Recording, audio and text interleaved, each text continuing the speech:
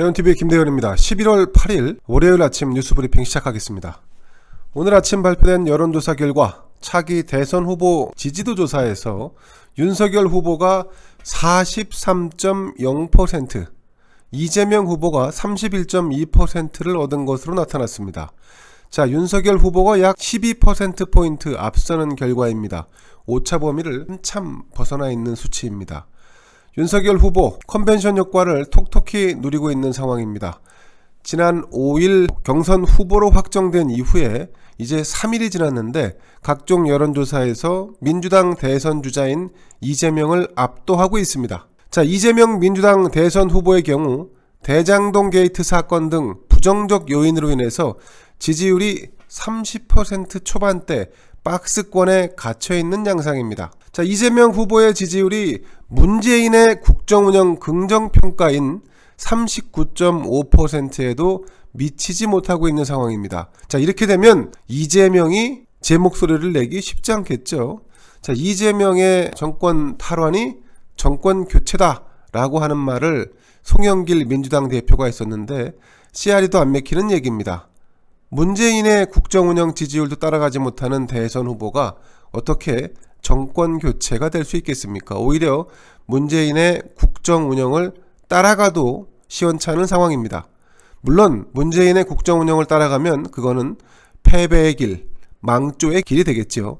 자, 이렇게 되면 이재명은 자신을 둘러싼 대장동 개발 비리 의혹 사건의 특검을 수용하지 않을 수 없을 것 같습니다. 해당 사건에서 본인이 자유롭다는 것을 스스로 입증해야 하는 그런 상황 아니겠습니까? 현재 진행되는 검찰 수사만으로는 한계가 있습니다. 왜? 국민들이 검찰 수사를 신뢰하지 않고 있기 때문입니다. 대장동 사건을 수사하는 검찰과 경찰은 서로 엇박자를 내고 있습니다. 일부러 수사에 혼선을 주고 있는 게 아닌가 싶을 정도로 말입니다. 자, 게다가 검찰 수사는 늑장 압수수색에 이어서 이재명까지 수사를 확대할 의지가 사실상 없는 것으로 알려져 있기도 합니다. 자, 윤석열 후보 상당히 앞서가고는 있지만 언제든 지지율은 출렁거릴 수 있습니다. 이 점에 유의해서 장기적인 선거 기획을 짜나가야 할 것입니다. 자, 윤석열 후보 어제 하루 종일 공식 일정이 없었는데요. 무얼 했나 살펴보니까 연합뉴스와 조선일보와 인터뷰를 가졌습니다. 자, 연합뉴스 인터뷰에서는 윤석열 후보 집권을 하게 된다면 그 직후 이명박 박근혜 전 대통령의 사면을 추진하겠다라는 입장을 밝혔습니다. 미래를 위해 국민 통합을 위해 필요하고 국민의 반대가 없다면 사면을 적극적으로 추진하겠다. 그리고 국민을 설득하겠다. 이런 입장을 밝혔습니다. 또 문재인 대통령과 면담을 가질 생각이 있느냐라고 하는 질문에 없다 라고 말했습니다. 이에 앞서서 청와대는 윤석열 국민의힘 대선 후보 확정 이후 왜 축하 메시지를 보내지 않느냐라고 언론의 질문을 받았는데 보낼 생각이 없다. 야당 대선 후보에게 당선된 축하 메시지 정도는 보낼 수 있는 그 정도 아량은 있어야 되는 거 아닙니까? 어쨌든 그러면서 청와대는 야당 대선 후보가 요청하면 문재인 대통령과 면담을 검토하겠다 이런 입장을 밝혔는데 자, 이에 대해서 윤석열 누가 면담을 요청하겠나? 제가 면담을 요청할 이유가 없다 라고 잘라 말했습니다. 청와대도 내심 윤석열 후보와 면담을 원하지 않고 있는 것 같습니다. 그럼에도 이런 말을 하는 것은 이재명과의 형평성 측면에서 그냥 한번 던져보는 얘기 아닐까 싶습니다. 자, 조선일보와의 인터뷰에서는 코로나 피해 보상에 대해 이 새 정부 출범 100일 동안 50조 원을 투입해서 정부의 영업 제한으로 피해를 입은 자영업자 소상공인을 보상하겠다 이렇게 말했습니다. 민주당 이재명의 재난지원금과는 달리 피해자 맞춤형 원칙을 세우고 보상에 나설 계획임을 밝혔습니다. 자, 그리고 원전 정상화 입장도 밝혔습니다.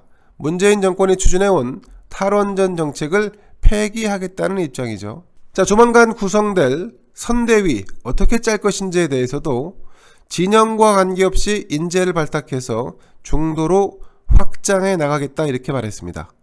윤석열 후보 향후 행보에서 보수 색채를 줄이면서 중도로 확장을 꾀할 것으로 보입니다. 그러려면 선대위 구성에서부터 파격이 단행될 수밖에 없는데, 자, 이를 본인이 직접 할지 아니면 누군가 제3자 대리인을 내세울지 조금 더 지켜봐야겠습니다. 왜 그러냐 하면 사실 이건 손에 피를 묻히는 일입니다. 캠프 인사들을 속아내는 일도 같이 해야 되기 때문에 본인 스스로 하기보다는 제3자가 그 역할을 맡는 게 합리적일 것으로 보여집니다. 자, 이준석 리스크, 이준석의 오럴 리스크 논란이 되고 있습니다. 김영환 전 미래통합당 최고위원, 이준석 국민의힘 대표를 향해서 내가 하이에나인지 파리떼인지 알려달라 이렇게 요구했습니다. 자, 그러면서 정치의 본령은 거간으로 나는 야권 통합을 위해 시대 거간꾼을 자처했다면서 거간꾼 일벌 100개를 선언한 이준석 대표에게 내 목을 쳐라 이렇게 외쳤습니다. 자, 김영환 전 의원은 김대중 전 대통령에 의해 발탁돼서 민주당 국회의원, 과학기술정보통신부 장관, 그리고 새정치민주연합, 국민의당 등에서 사선 국회의원을 지낸 바 있습니다. 지난 2018년 지방선거 때는 국민의당 경기도지사 후보로 나서서 이재명 민주당 후보를 상대로 여배우 스캔들을 제기했던 장본인이기도 합니다. 당시 국민의당 대표가 안철수였고요. 자, 이 여배우 김부선을 말하는 겁니다. 자, 미래통합당으로 당적을 옮겨서 최고위원을 지냈는데 이번 대선 후보 경선에 나선 윤석열 후보의 요청으로 단독 면담을 한 뒤 윤석열 캠프에 합류한 바 있습니다. 자, 이처럼 다채로운 이력의 김영환 전 의원은 자신의 페이스북에다가 이준석을 정조준하는 이런 글을 올린 것입니다. 하나만 묻겠다. 나는 파리떼인가 하이에나인가? 자, 김영환은 제 아이와 며느리 곧 가족이 될 사위에게 혈통을 알려줘야 된다. 빨리 답을 달라. 이렇게 이준석을 재촉했습니다. 자, 이준석 대표가 지난 6일 윤석열 후보에게 선거 과정에서 나는 하이에나를, 김종인 전 비대위원장은 파리떼를 언급했다.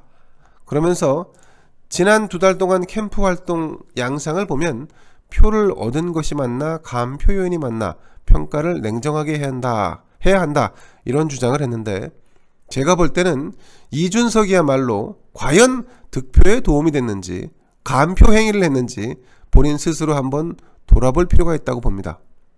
이준석이 말재간을 부리면서 무언가 정치적인 이득을 노리는 듯합니다만 그 정도 말재간은 김영환도 만만치 않습니다. 자, 오늘 다시 거간이라는 말을 상기해 봅니다. 사전적 의미로는 물건을 사고 파는 사람에게 돈을 받고 흥정을 붙이는 일을 하는 사람, 뭐 이런 행위, 이걸 거간이라고 합니다. 뭐 상행위 중에서 중개나 뭐 매매, 뭐 이런 것도 거간과 일정 부분 상통하는 의미를 갖습니다. 자, 거간에다가 꾼을 붙이면 거간꾼, 흥정을 붙여서 자신만의 이익을 취하려고 하는 일을 반복적으로 하는 사람, 좀 부정적인 의미가 포함되는 거죠.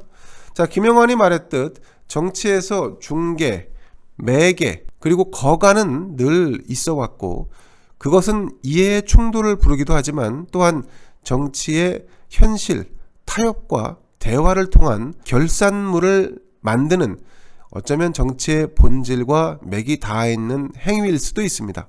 자, 이쯤에서 이준석이야말로 김종인과 윤석열을 엮으려는 거간 행세를 하는 건 아닐까 하는 생각을 해보게 됩니다. 거간이라는 그 자체보다 최종적 목적이 온전히 자신의 정치적 야심을 채우기 위함이라면 그것이야말로 거간을 넘어선 거간꾼 행위가 아닐까 싶습니다. 자, 월요일 아침 뉴스 브리핑 마치겠습니다. 감사합니다.